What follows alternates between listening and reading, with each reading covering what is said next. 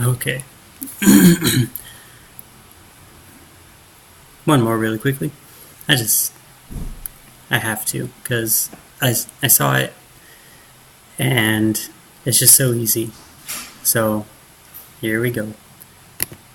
Okay, let me see. I don't think that's going to take 10 minutes to disprove the existence of God.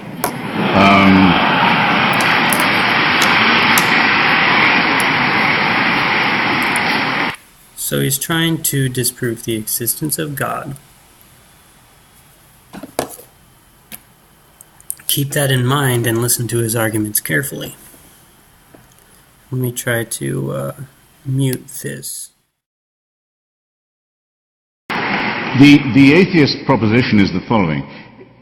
Most of the time, it may not be said that there is no God. It may be said that there is no reason to think that there is one. That was the situation after Lucretius and Democritus and the original anti-theistic thinkers. So, to summarize what he just said, I'm going to disprove God. Now, I don't have any proof that he does exist, therefore he doesn't exist. That is, he's not saying that exactly, but if this is the start of his argument, then that's pretty bad. So, let's keep going. Began their critique of religion, and I would just ask you all, ladies and gentlemen, to bear in mind a mild distinction while we go on. You may wish to be a deist, as my heroes Thomas Jefferson and Thomas Paine were, and you may not wish to abandon the idea that there must be some sort of first or proximate cause or prime mover of the known and observable world and universe. But even if you can get yourself to that position, which we unbelievers maintain is always subject to better and more perfect and more elegant explanations, even if you can get yourself to that position, all your work is still ahead of you. To go from being a deist to a theist, in other words, from someone who says, God cares about you, knows who you are, minds what you do, answers your prayers, cares which bits of your penis or clitoris you saw away or have sawn away for you, minds who you go to bed with and in what way, minds what holy days you observe, minds what you eat, minds what positions you use for pleasure. All your work is still ahead of you, and lots of luck. Because there's nobody, even Aquinas had to give it up. There's no one who can move from the first position to the second. So I could, and I'm actually strongly tempted to, I could leave it right there. Let's, so you can hear me again. Basically, he's trying to disprove the existence of God, or prove that God doesn't exist, or, whatever he's trying to do right here. So, to summarize his argument, he says, it's a reasonable position to take that there had to be a first mover. That's one of the 5 undeniable proofs of God's existence. But there may be a better explanation. Somewhere out there in the ether, I'm not going to explain it right now, is what he is getting at. But it's fine to leave it at there and be a deist. However, to go from deism to theism, to think that this God that created everything would just, created it for no reason whatsoever. Just, it's a by-thought. And to get from the deism to think that this same God just doesn't really care, or to say the same God does care about us and does care about, in his words, what position we use for pleasure, it's you can't get from there to the other. And this is he says he'd leave it there. He's tempted because that proves that God doesn't exist. That disproves the existence of God.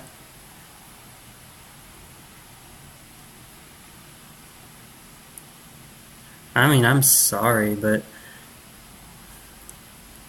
what?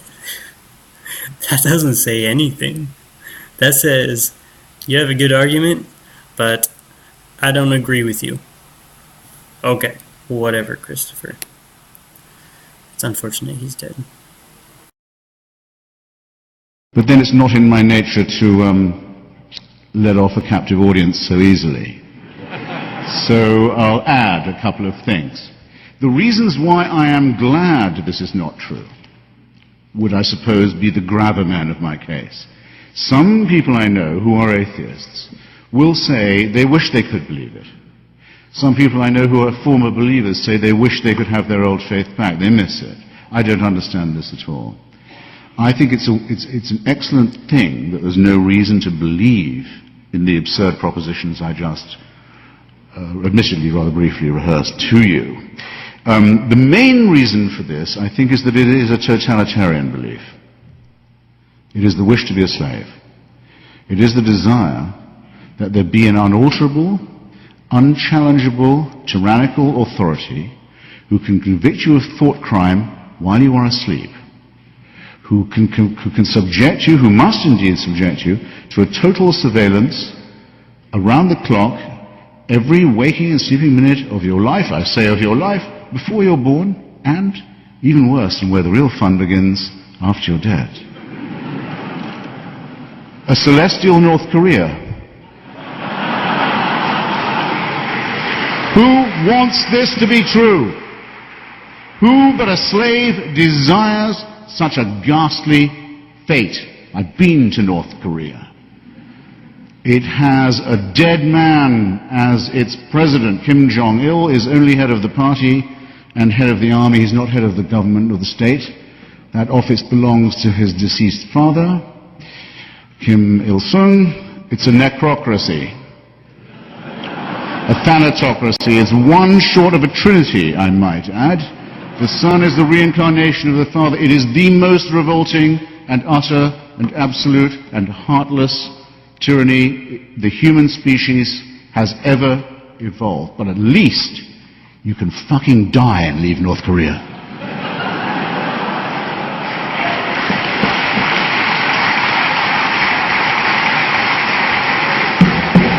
Does the Quran or the Bible offer you that liberty? No. No. The tyranny, the misery, the utter ownership of your entire personality, the smashing of your individuality only begins at the point of death. This is evil. This is a wicked preachment. So, that's the first thing.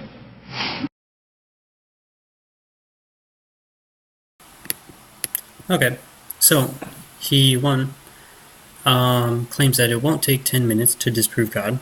He then doesn't disprove God's existence. Then he says, because I've disproved God's existence, this is why I'm glad he doesn't exist, because I don't like him.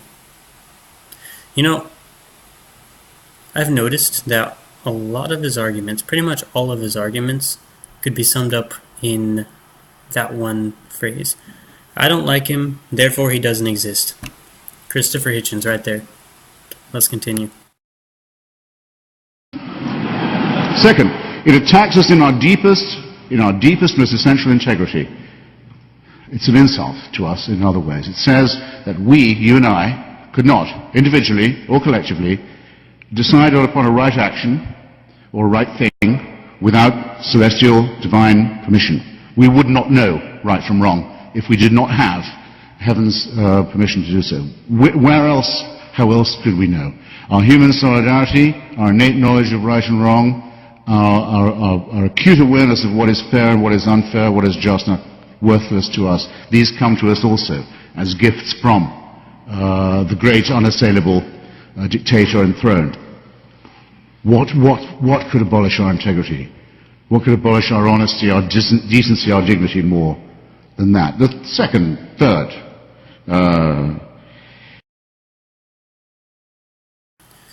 So, that was second.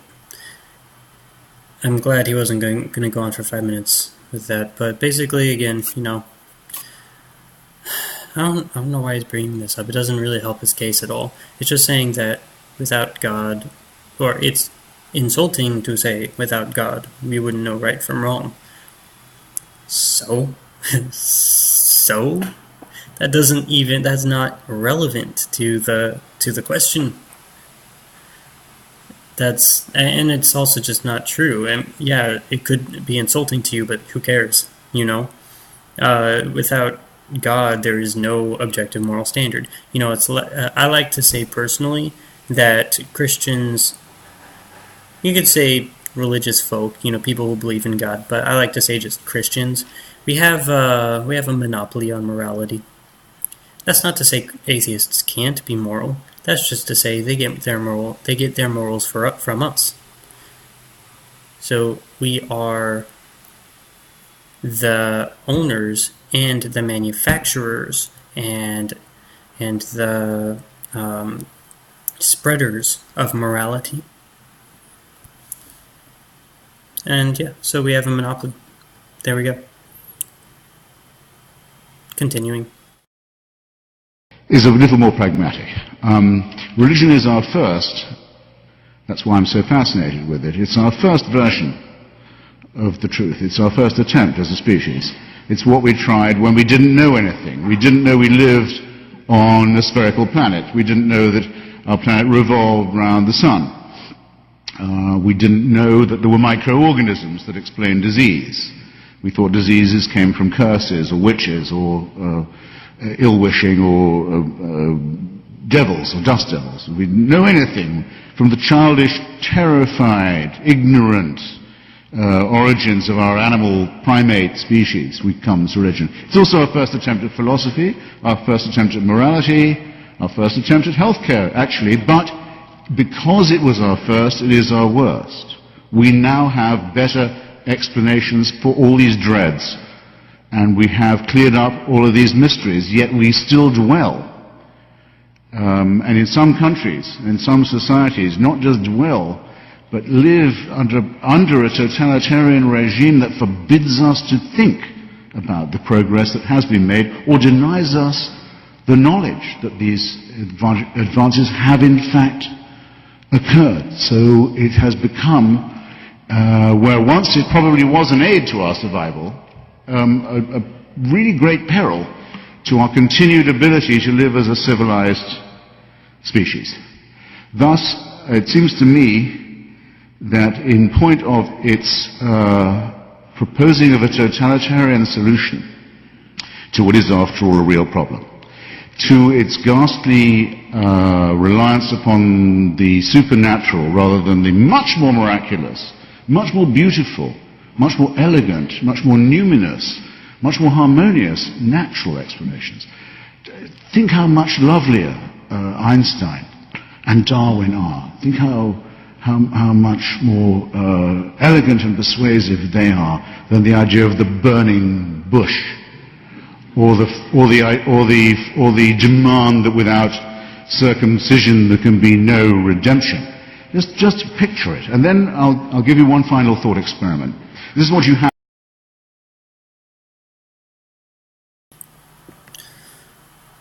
So he said some interesting things in there, let's see. Martin Luther King Jr. said that time does not inherently mean that things will get better. The passage of time does not equal positive progress. So, when put like this, he's basically creating a fallacy right here. He's saying that since time has passed, we know better now. Right. Yeah, and actually still most people are, religious. So I would probably agree with him. More people are Christian nowadays than they were back then when the Bible was written. So yeah, we do know better, don't we? Oh, interesting. But he says, what else did he say? He says that we didn't know that the earth was round. Right. Plato was making arguments that the earth was around 500 years before Jesus. Come on. That's just wrong. Let's see, what else did he say in there? Can't really remember all of it. Right. That Darwin and Einstein are more beautiful than the burning bush and circumcision. Okay, that's that is irrelevant. That doesn't really matter. Oh, and he says, "Oh crap, I just lost it." He says, "Oh, we didn't know about viruses."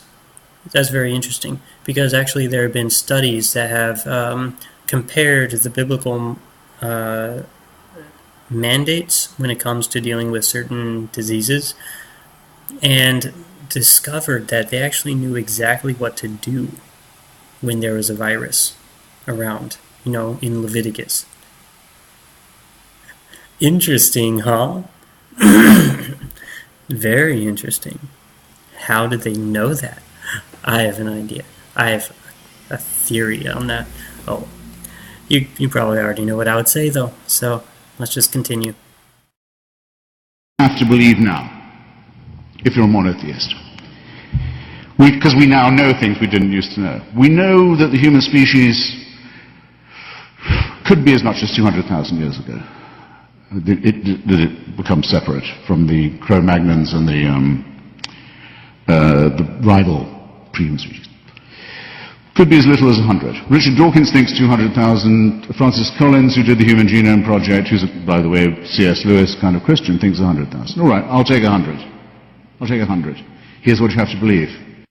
For 100,000 years, humans are born as a primate species. Expectation of life, what, 25 years for the first few 100,000 years? First few tens of thousands of years. Infant mortality, rife. Microorganism disease, terrifying. Earthquakes, volcanoes, extraordinary. And fights over land, over territory, over food, over women, over tribalism. Frightening too. For 95, 96,000 years, heaven watches this. With folded arms, with indifference, with coldness. And then around 3,000 to 4,000 years ago, but only in really barbaric, illiterate parts of the Middle East. Not in China or where people can read or think or do science. No. In barbaric, illiterate, backward parts of the Middle East, it's decided we can't let this go on, we better intervene. And what better way than by human sacrifices and plagues and mass murder? And if that doesn't make them behave morally, we just don't know what does. If there is a single person in this room who can bring themselves to believe any... So, again, none of that really matters. None of that's relevant. None of that proves logically that God doesn't exist. It doesn't prove scientifically that God doesn't exist. It doesn't prove in any way that God doesn't exist. All it says is, I don't like him. I don't like the way he did things in the, according to my interpretation of how he did things. Therefore, he doesn't exist. And people think this is brilliant. People read these books. Seriously? It's sad. I have a new name for atheists. Sciolists. I just learned it. I was reading René Descartes, and he calls them that. I think that's a perfect name for them. Sciolists. Oh, so nice. Okay. It looks like it's just about over, so either way. I haven't read his books, which maybe I should. I should read Christopher Hitchen's books. But watching a lot of these debates, ones that he's lost, ones that he's won, that's... I can sum up so many of his arguments with just, I don't like him, he doesn't exist. So...